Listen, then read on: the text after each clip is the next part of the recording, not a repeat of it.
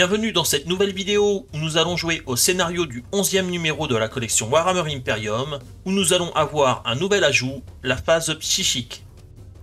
L'assaut psychique. Les Vanguards ont été déployés pour localiser et prêter main forte à leurs frères de bataille sur Megaria. L'archiviste Primaris est le premier à pénétrer dans le repère des Nécrons. Hélas, ces mouvements ont attiré l'attention d'une nuée de Scarabées Canoptech et du garde royal. Quels sont les objectifs des deux camps? Côté Nécron, dans les cryptes Nécrons, les Scarabées Canoptech ont délaissé leurs opérations de réparation et de construction pour attaquer et anéantir les intrus. Les mouvements de l'archiviste Primaris ont attiré l'attention de ces redoutables créatures. Sous les ordres du garde royal, ils fondent sur leur proie. Côté Space Marine, vêtu d'une cape de camouflage et d'une armure Phobos, l'archiviste Primaris se déplace furtivement et se sert de ses pouvoirs pour remonter la piste de ses alliés. Avant de pouvoir aider les Space Marines, il doit survivre à l'embuscade des Scarabées. Pour ce faire, il devra utiliser son épée, son pistolet bolter et sa puissance psychique. Passons à l'étude des fiches de statistiques des unités. Commençons par la fiche de l'archiviste. Il peut se déplacer de 6 pouces. Sa capacité de combat et sa capacité de tir sont de 3+. Il a 4 de force et 4 d'endurance, 5 points de vie, 4 attaques et des sauvegardes à 3+. Il est équipé de 2 armes. Un pistolet bolter avec une portée de 12 pouces, de type pistolet 1, ce qui veut dire qu'il peut avoir une phase de tir même s'il est à distance d'engagement d'un adversaire. Avec cette arme, il a une force de 4, pas de pénétration d'armure et il fait 1 point de dégâts. Sa deuxième arme est une épée de force, c'est bien évidemment une arme de mêlée. La force est utile +1, ce qui signifie que c'est sa force de base à laquelle on ajoute 1, donc 5. Elle a une pénétration d'armure de -3 et fait un D3 de dégâts. Rien à voir avec une grande ville des États-Unis, mais j'expliquerai ce D3 à la fin de l'étude de cette fiche. Et ensuite, nous avons une nouvelle aptitude Psyker. Pour l'instant, dans les scénarios, nous avons joué avec des phases de mouvement, de tir et de combat.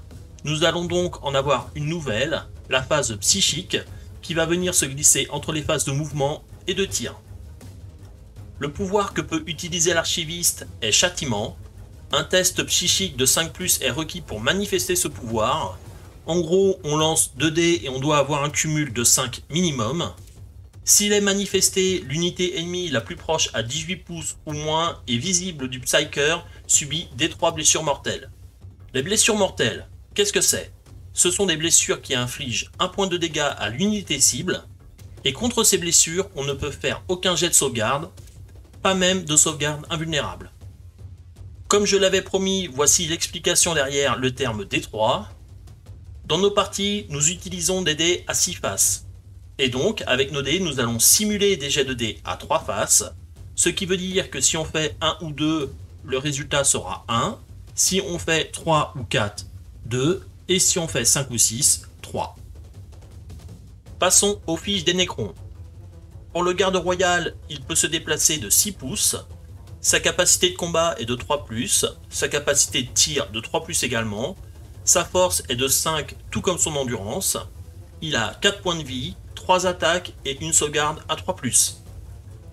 Il a une arme de tir, un éclateur Gauss relique, d'une portée de 30 pouces, il est de type tir rapide 2, ce qui veut dire que si sa cible est à moins de la moitié de sa portée, donc 15 pouces, il peut effectuer le double de tir. Cette arme a 5 de force, une pénétration d'armure de -2 et fait 2 points de dégâts. Il a une aptitude complémentaire que l'on connaît déjà bien, métal organique, qui lui permet de regagner 1 point de vie perdu au début de chacun de ses tours. Pour les nuées de Scarabées Canoptech, ils peuvent se déplacer de 10 pouces, ont une capacité de combat de 4+, ils ne peuvent pas tirer, ils ont une force de 3 et une endurance de 3. Ils ont 4 points de vie, 4 attaques et des sauvegardes à 6+. Ils vont donc avoir beaucoup de mal à éviter les blessures. Comme arme de mêlée, ils utilisent leurs mandibules, qui ont une force de 3, pas de pénétration d'armure et qui infligent 1 point de dégâts. A noter qu'un jet de touche non modifié de 6 blesse automatiquement la cible. Comme le garde royal, ils ont l'aptitude métal organique. Ils ont une autre aptitude, vol. Comment voler?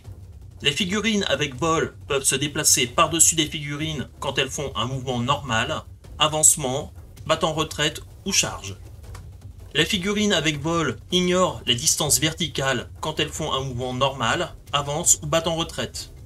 Les figurines avec vol peuvent passer à portée d'engagement des figurines ennemies, mais ne peuvent pas terminer leur mouvement à portée d'engagement d'une figurine ennemie. Les personnes non abonnées se réveilleront demain avec une nuée de scarabées canoptèques sous leur lit.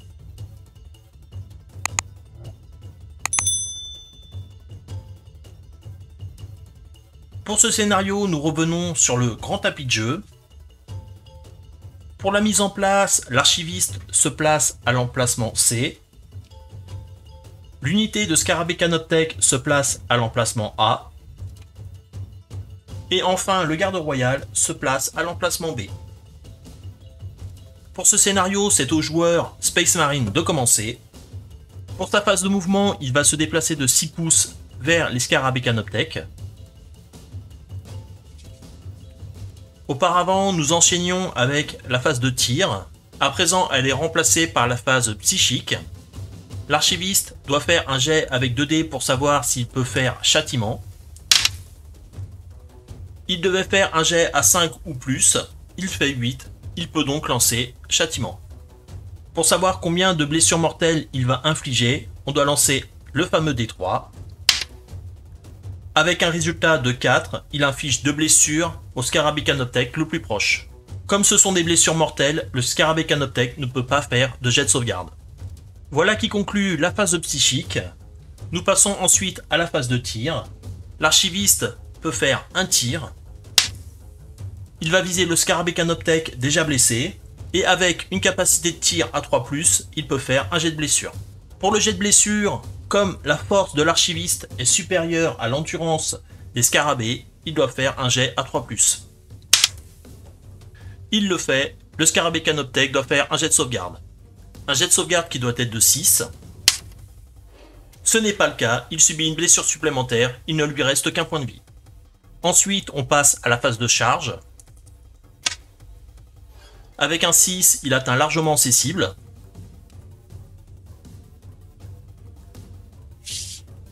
Au corps à corps, l'archiviste peut faire 4 attaques. Il va donc faire 2 attaques sur les scarabées déjà blessés et 2 autres sur les scarabées à côté.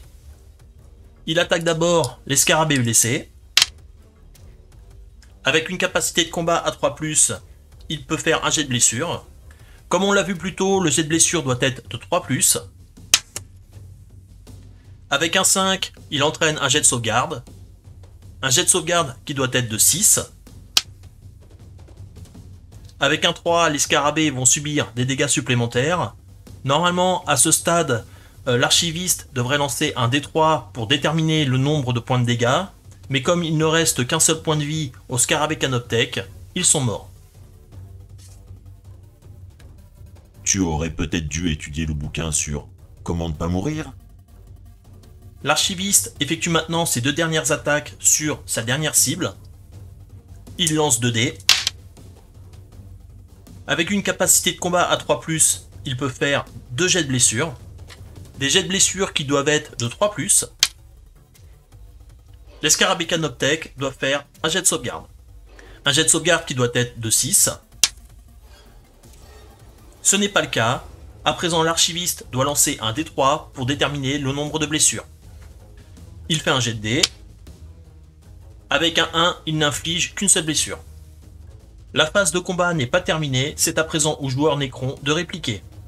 Comme ces scarabées sont à moins de 3 pouces de l'archiviste, ils peuvent engager. Les scarabées vont à présent attaquer l'archiviste. Ils peuvent faire 4 attaques chacun, donc je vais lancer 8 dés. Ils touchent à 4+. Les jets de touche à 6 blessent automatiquement la cible, donc l'archiviste subit 2 blessures. Pour le jet de blessure, comme la force des scarabées est inférieure à l'endurance de l'archiviste, il doit faire un jet à 5+. Ce n'est pas le cas, l'archiviste n'a pas besoin de faire un jet de sauvegarde. Voilà qui marque un terme au tour du joueur Space Marine, c'est à présent au joueur Nécron de jouer. Première chose avant que j'oublie, comme ce scarabée canoptèque a subi un point de dégâts et qu'il a l'aptitude métal organique, il récupère tous ses points de vie. Pour la phase de mouvement, les scarabées vont battre en retraite pour laisser le garde royal tirer sur l'archiviste. Il se déplace donc de 6 pouces. Comme il y a moins de 15 pouces entre le garde royal et l'archiviste, le garde royal ne va pas bouger.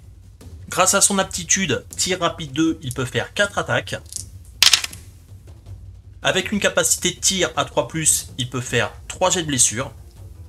Comme sa force est supérieure à l'endurance de l'archiviste, il doit faire des jets à 3+. L'archiviste devra faire 2 jets de sauvegarde. Comme l'arme du garde royal a une PA à -2, l'archiviste devra faire des jets de sauvegarde à 5+. Il n'en fait qu'un, néanmoins il subit 2 points de dégâts supplémentaires, il ne lui reste plus qu'un seul point de vie. Normalement, après la phase de tir, c'est la phase de charge. Néanmoins, comme les scarabées ont battu en retraite et que le garde royal n'a pas d'arme de mêlée, c'est la fin du tour du joueur Nécron. Après un seul tour, il ne reste déjà plus qu'un seul point de vie à l'archiviste. Il va donc maintenant faire du garde royal sa principale cible. Il va donc se déplacer de 6 pouces vers le garde royal. Il va tenter de faire son attaque psychique. Avec un 7, ça passe. Il fait un G D3. Avec un 6, il inflige 3 points de dégâts à l'unité ennemie la plus proche, c'est-à-dire cette nuée de scarabée canoptèque. C'est à présent à la phase de tir. Il peut lancer un dé pour son bolter. Avec une capacité de tir à 3+, il peut faire un jet de dégâts. Comme sa force est inférieure à l'endurance du garde royal, il doit faire un jet à 5+. Il le fait, le garde royal doit faire un jet de sauvegarde. Un jet de sauvegarde qui doit être de 3+. C'est le cas, il ne subit pas de dégâts. À présent, l'archiviste va tenter de charger le garde royal. Il lance 2 dés. On va voir si avec 10 ça passe. C'est le cas, la charge arrive. Au corps à corps, il peut effectuer 4 attaques. Avec une capacité de combat à 3+, il peut effectuer 3 jets de blessure. Avec son épée, sa force est égale à l'endurance du garde royal. Il doit donc faire des jets à 4+. Le garde royal doit faire 2 jets de sauvegarde. L'épée de l'archiviste ayant une PA à -3, les jets de sauvegarde du garde royal doivent être de 6. Il ne le fait pas. À présent, l'archiviste va pouvoir lancer 2 D3 afin de déterminer le nombre de blessures. Avec un 2 et un 4, le garde royal subit 3 blessures, il ne lui reste qu'un seul point de vie. La phase de combat n'est pas terminée, à présent le garde royal va se défendre. Il va utiliser l'arme de mêlée par défaut, il peut faire une attaque. Sa capacité de combat étant de 3+, il peut faire un jet de blessure. Comme la force du garde royal est supérieure à l'endurance de l'archiviste, le jet doit être de 3+. Ce n'est pas le cas, l'archiviste ne subit pas de blessure. Voilà qui met un terme au tour du joueur Space Marine, c'est à présent au joueur Nécron de jouer. Comme c'est le début du tour du joueur Nécron, les unités blessées récupèrent un point de vie. Il y a donc cette nuée de scarabées canoptèques qui récupère un point de vie, ainsi que le garde royal. Pour la phase de mouvement, l'unité de scarabées canoptèques va se rapprocher de l'archiviste. Néanmoins, comme elles utilisent l'aptitude volée, elles ne peuvent pas atterrir à distance d'engagement de l'archiviste. Elles doivent donc atterrir à plus de 1 pouce de l'archiviste.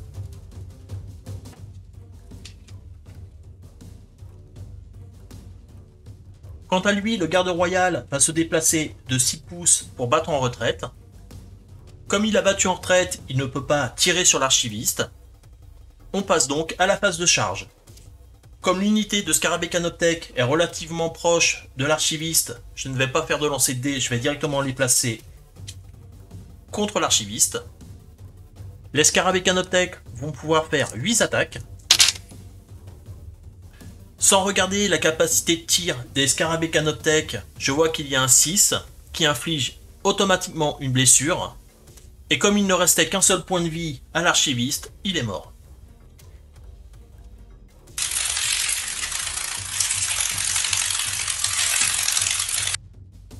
Voilà qui met un terme à ce scénario remporté par les Nécrons. J'espère que vous aurez apprécié la vidéo et que vous aurez compris la phase psychique et l'utilisation des D3. A bientôt pour la suite.